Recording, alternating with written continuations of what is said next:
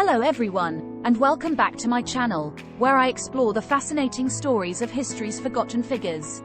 Today, I'm going to tell you about Pata Seca, the enslaved African breeder who produced over 200 children for his master in Brazil.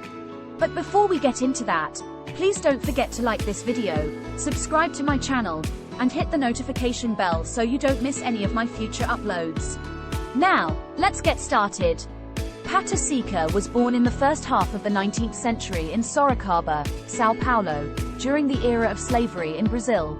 Brazil was the last country in the Americas to abolish slavery in 1888, and it imported more enslaved Africans than any other country in the world. An estimated 5.8 million enslaved people from Africa were brought to Brazil between 1501 and 1866. Pata Seca was one of them. His real name was Roque José Florencio, but he was nicknamed Pata Seca, which means dry leg in Portuguese, because of his thin and long legs. He was also known for his impressive height of 7 feet 2 inches, which made him stand out among his fellow slaves. Pata Seca was bought by a farmer from São Carlos, São Paulo, who had a specific purpose for him: to be a breeder. A breeder was an enslaved man who was selected to have sexual relations with enslaved women in order to produce more slaves for his owner. This was a common practice among slave owners who wanted to increase their labor force and profit from selling or renting their offspring. Pata Seca's life as a breeder was controlled by his owner's desires. He was checked for diseases, well-fed, and put to work as a human stud. He had no choice or consent in the matter.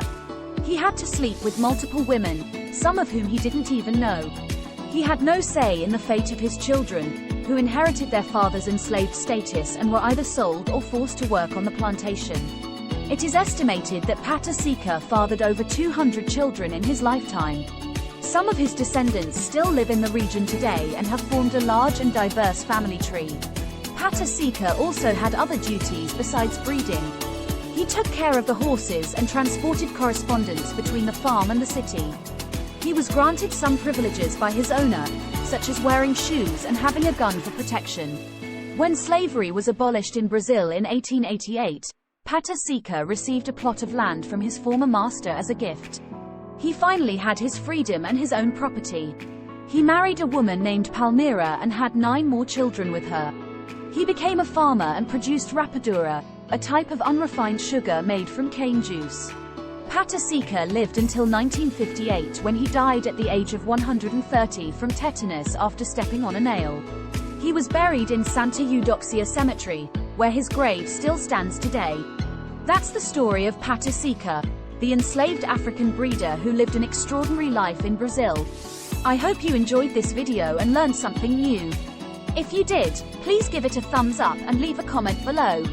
What do you think of Pata Seca's story?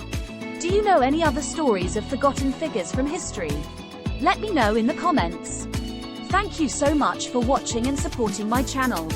I'll see you next time with another fantastic story from history's hidden heroes. Bye for now.